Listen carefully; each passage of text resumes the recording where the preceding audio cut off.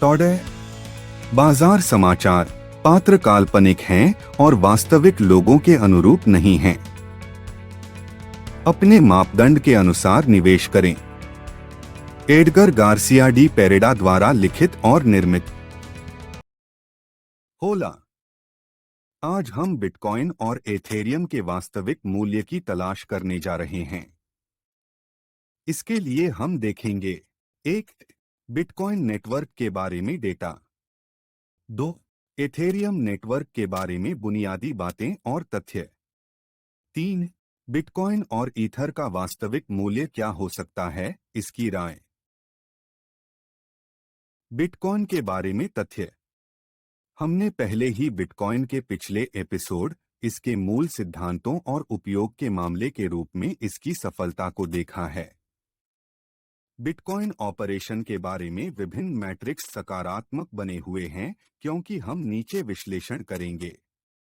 Bitcoin प्रणाली इस तथ्य पर आधारित है कि कई अभिनेता स्वेच्छा से लेनदेन को संसाधित करने और बिटकॉइन को इनाम के रूप में प्राप्त करने में सक्षम होने के बदले में अपने इतिहास को संग्रहीत करने के लिए अपनी कंप्यूटिंग क्षमता की पेशकश करते हैं, जैसा कि प्रूफ ऑफ वर्क सर्वसम्मति एल्गोरिदम में स्थापित किया गया है। पहले के लिए अगले ब्लॉक के नेटवर्क की कुल कंप्यूटिंग वह है जिसे हैशरेट के रूप में जाना जाता है, और जैसा कि निम्नलिखित ग्राफ में दिखाया गया है, यह दर्शाता है कि बिटकॉइन नेटवर्क की स्थिति स्वस्थ है और बहुत अधिक सुरक्षा प्रदान करती है। एक ऐसी प्रणाली बनाने की कल्पना करें जिसके योगदानकर्ता बढ़ते हैं और इसे काम करने के लिए आवश्यक बुनियादी ढांचा प्रदान करते हैं, क्योंकि वे इसके द्वारा प्रदान किए जाने वाले मूल्य पर भरोसा करते हैं। बिटकॉइन उस अर्थ में एक सफलता है। बिटकॉइन का मुख्य उपयोग मूल्य को स्टोर करना है। किसी तीसरे पक्ष द्वारा संरक्षित किए बिना अपने निपटान में एक कठिन, हस्तांतरणीय और आसानी से विनिमय डिजिटल संपत्ति रखने के लिए। यदि हम इंटरनेट उपयोगकर्ताओं के विकास की तुलना में कम से कम $1 के संग्रहीत मूल्य वाले खातों के विकास को देखें, तो हमें काफी समानता मिलती है। बिटकॉइन 15 साल पहले जनवरी 2024 में, जब इंटरनेट उपयोगकर्ताओं की संख्या तेजी से बढ़ने लगी थी, जैसा कि हम निम्नलिखित ग्राफ में देखते हैं। बिटकॉइन के निम्नलिखित उपयोग के मामले भुगतान या अल्पकालिक निवेश के साधन के रूप में उपयोग हैं।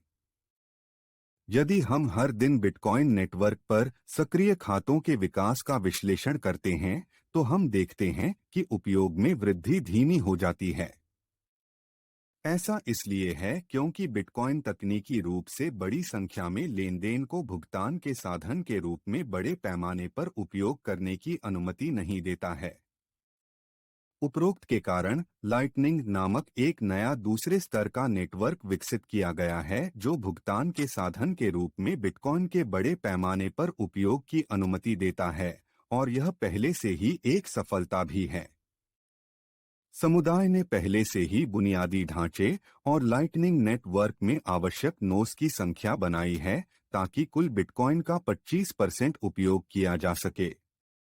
इसे स्वीकार करने वाले व्यवसायों की संख्या, साथ ही इसका उपयोग करने वाले उपयोगकर्ताओं की संख्या लगातार बढ़ती जा रही है, और यहीं पर घातीय वृद्धि हो सकती है।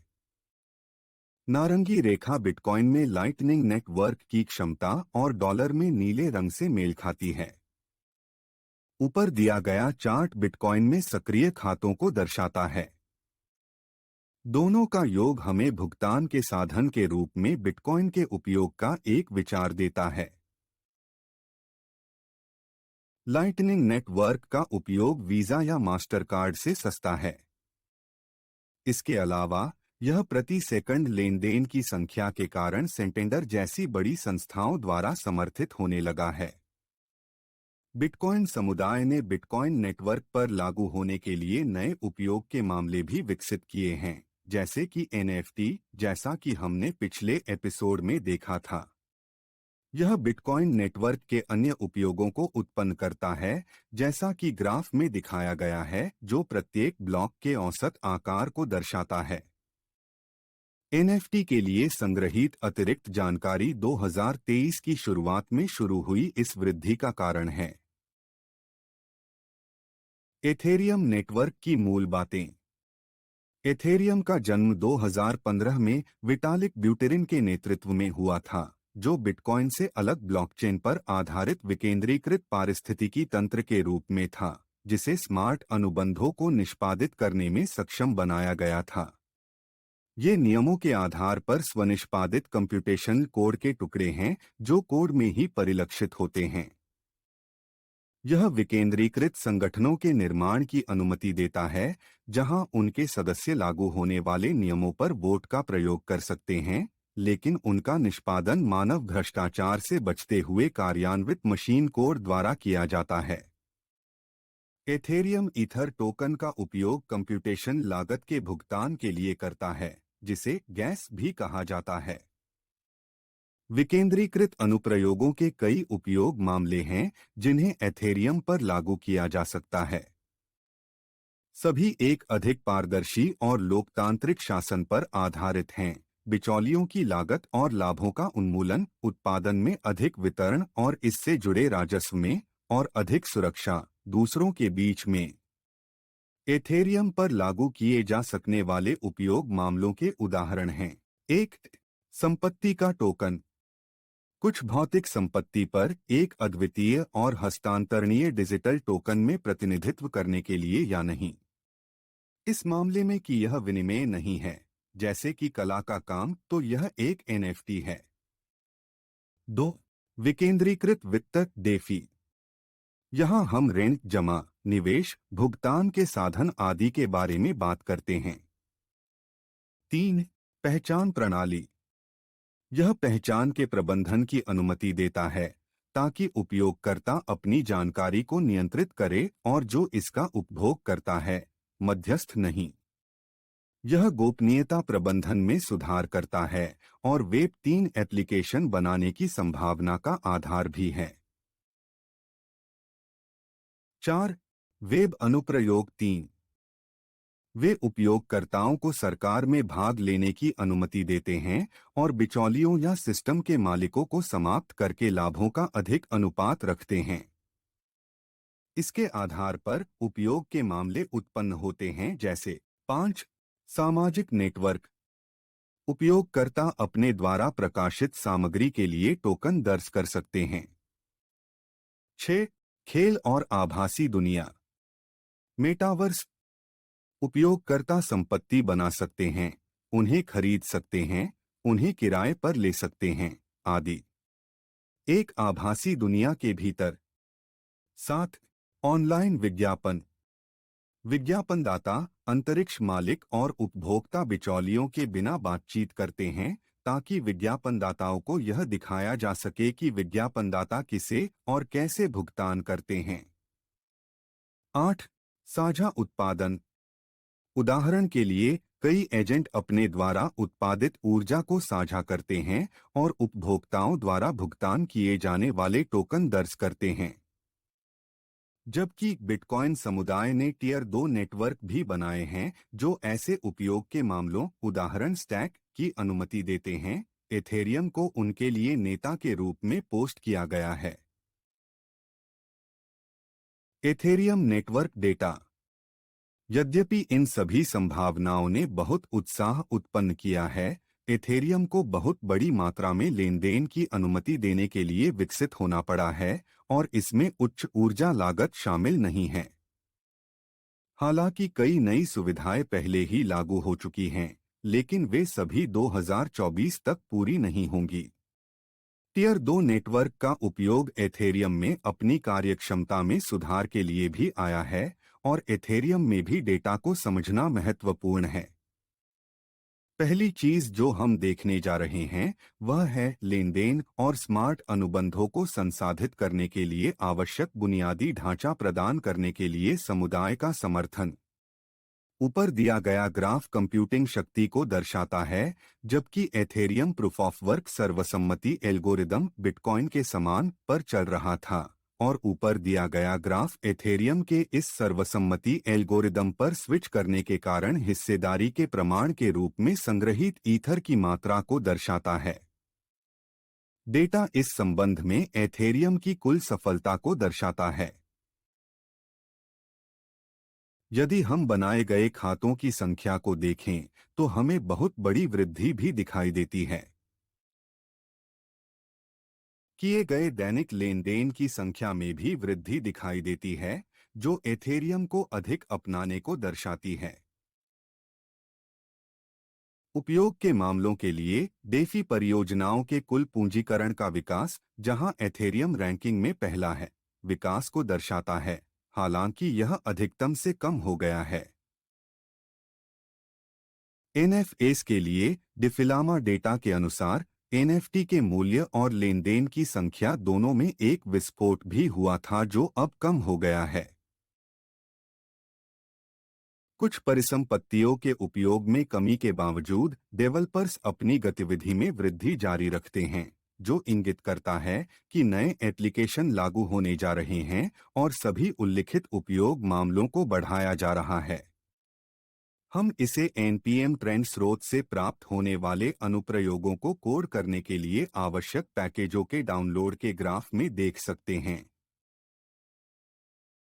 संक्षेप में, आज तक हम काफी बढ़ने की क्षमता के साथ गोद लेने की एक उच्च डिग्री देखते हैं।